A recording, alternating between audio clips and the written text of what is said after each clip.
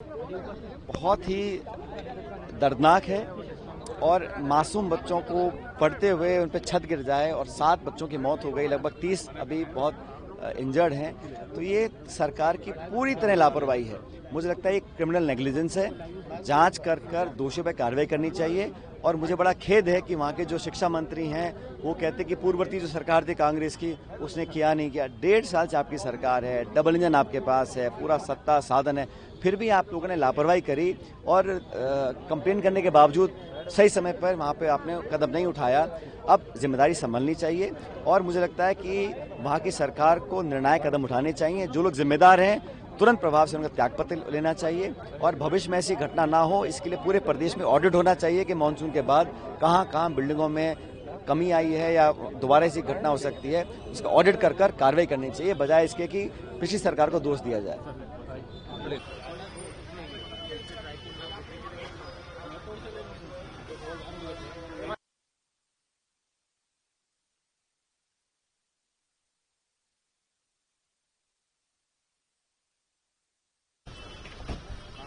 भैया सामने पीछे पीछे। अबे योगेश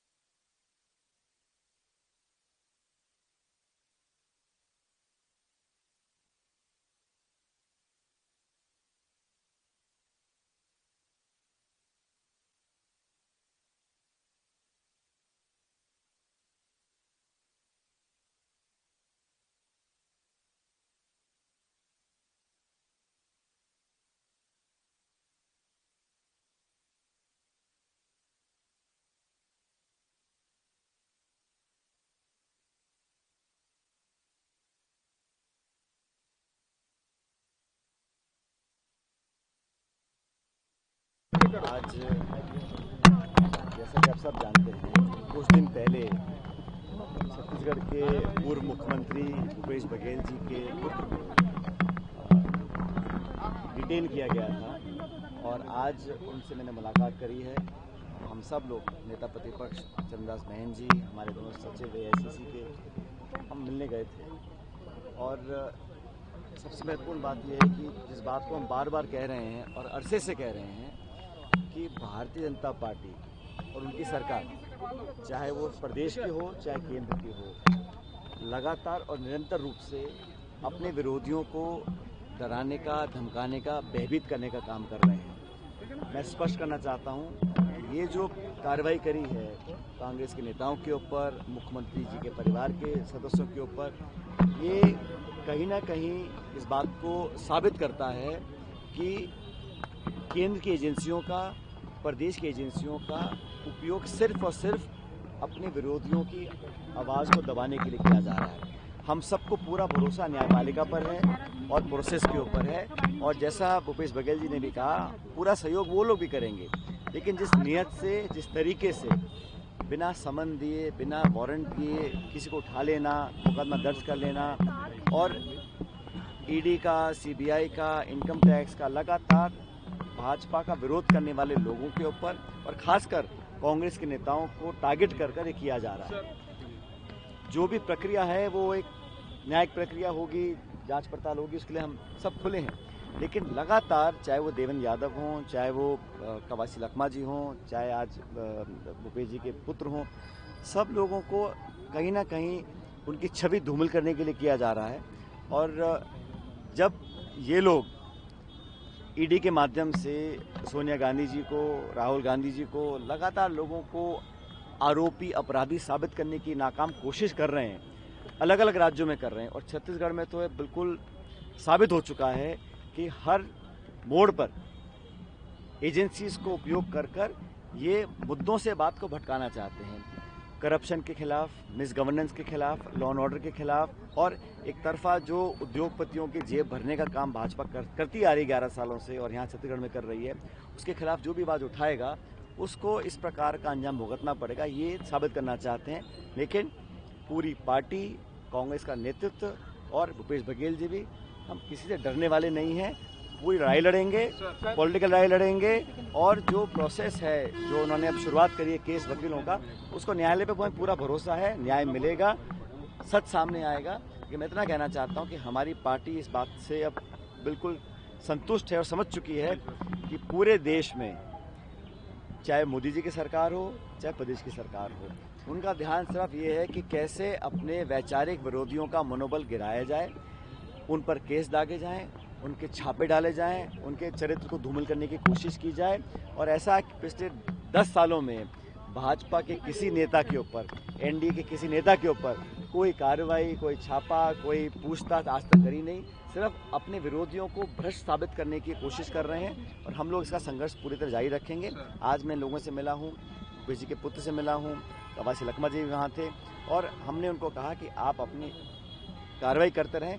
पॉलिटिकली जो हमारा विरोध सरकार से है, व्यक्तिगत किसी से नहीं है, लेकिन जो लचर स्थिति प्रदेश में बनी हुई है, जंगल काटे जा रहे हैं, उद्योगपतियों की जेब भरने का काम ये सरकार कर रही है और सारी परंपराएं, मर्यादाएं, कानून को ताक पे रखकर किया जा रहा है, उसका विरोध हम करते रहेंगे। सर बीजेपी लेकिन कह रही है कि भूपेश बघेल के बेटे तो कुछ है नहीं, इसके बावजूद जो कांग्रेस क्यों सामने आ रही है इतना? भूपेश बघेल जी हो या कवासी जी हो या उनके रिश्तेदार हों, हम सब परिवार के सदस्य हैं और हम सब जानते हैं किसी के परिवार के सदस्य को अगर कोई टारगेट कर रहा है तो किस लिए कर रहा है। मैसेज सिर्फ देने का बात नहीं है, सब समझते हैं।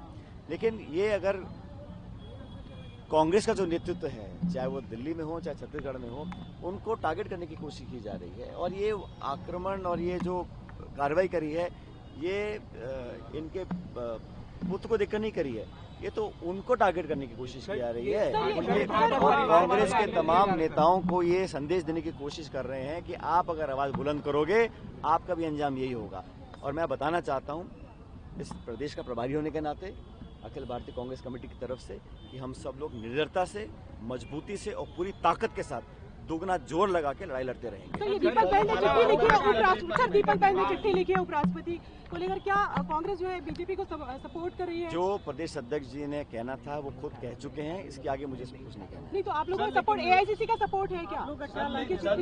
उनके बयान से ऐसा लग रहा है कि कांग्रेस जो है बैकफुट पे, कोई बैकफुट फ्रंटफुट की बात नहीं है। उन्होंने उसके बाद क्लैरिफिकेशन दिया, उन्होंने किस सोच के साथ और किस सोच के साथ उन्होंने कहा था, वो पूरा उनका आप स्टेटमेंट देख लिया, आप समझ जाए। मैंने कहा जो कुछ भी दीपक बैज जी ने कहा अपनी चिट्ठी के बारे में, वो स्वतः ही स्पष्ट है, उनके वीडियो में देख लीजिए। सर आपकी जेल मुलाकात को लेकर क्या करें, सवाल उठा रही जेल मुलाकात को लेकर बीजेपी के विधायक ने कहा है कि जिस तरह से प्रदेश प्रभारी चिंता कर रहे हैं, उन्हें परिवारवाद की चिंता है, कांग्रेस की। सर आप भी सम्मिलित, कांग्रेस का हर एक कार्यकर्ता, कांग्रेस का समर्थक हमारे परिवार का हिस्सा है। किसी पर आंच आएगी तो पूरा परिवार साथ खड़ा दिखेगा। भागीदारी है, ऐसा आपके ऊपर भी आरोप लगा रहे, बोलते हैं कि सचिन पायलट की भी भागीदारी है सर आपको घोटाले में, इस तरीके के बयान आ रहे हैं। सर आदिवासी और ओबीसी टारगेट पे, सर आदिवासी और ओबीसी टारगेट पे बोलने दो ना। कल जो सम्मेलन हुआ नई दिल्ली में, आपने देखा होगा, मैं समझता हूँ एक निर्णायक और एक बहुत ऐतिहासिक सम्मेलन था। पूरे देश के ओबीसी के हमारे डेलीगेट्स आए और जो राहुल गांधी जी ने कहा और खड़गे जी ने कहा कि हम चाहते सबको साथ लेकर चलें, जो ऐतिहासिक समय से वंचित रहे हैं, दबे कुचले रहे हैं, पिछड़े रहे हैं, किसान वर्ग के लोग हैं, मेहनत हाथ से मेहनत करते हैं, देश का पेट पालते हैं, उन सब लोगों को एक मंच देने का काम किया है। और उन्होंने खुद राहुल जी ने कहा कि आने वाले समय में जो ओबीसी हैं, जो पिछड़े हैं, उन सब का पूरा सहयोग और समर्थन कांग्रेस पार्टी खुलकर करेगी और तीव्रता से करेगी। मैं समझता हूँ बहुत ही स्वागत योग्य स्टेटमेंट है। और खड़गे जी ने जो कहा उसको आपने सुना होगा, वो एक दलित समाज से आते हैं और 60 साल की राजनीति कर अपने श्रम और ताकत के बल पर आज कांग्रेस के अध्यक्ष बने हैं। तो दलित हो, आदिवासी हो, पिछड़ा हो, उन सबको साथ लेकर चलेंगे।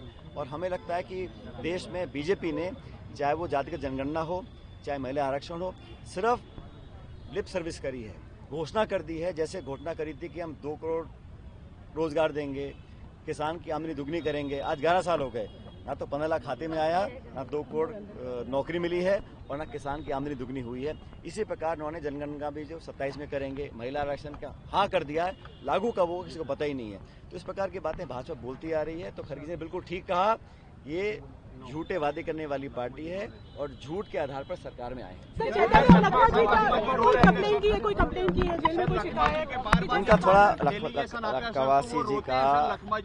जी का थोड़ा स्वास्थ्य, आप तो थे नहीं अंदर। नहीं सर, ऐसी बात सामने आती सर। वो अभी विक्रम मंडावी पिछले दिनों गए थे, कांग्रेस के नेता, और कुछ दूसरे उसके मैं मिला उनसे। अच्छा, वो बताइए कि बिल्कुल आपसे ठीक क्या है, बातें की, उनके क्या? हौसले बुलंद हैं, वो संघर्ष के लिए पूरी तैयार हैं। उनका थोड़ा स्वास्थ्य खराब रहता है, इस पर मैंने अधिकारियों से बोला है, क्योंकि उम्र भी है, उनको थोड़ी शुगर ब्लड प्रेशर की बीमारी रहती है, तो उनका थोड़ा ध्यान रखें ताकि उनको असुविधा ना हो। मैं चैतन्य से मिला और वो बहुत मजबूती के साथ कह रहा है कि भाई जो कुछ भी सरकार चाहे कर ले, लेकिन हमारा परिवार और कांग्रेस परिवार एक कदम पीछे नहीं हटेगा।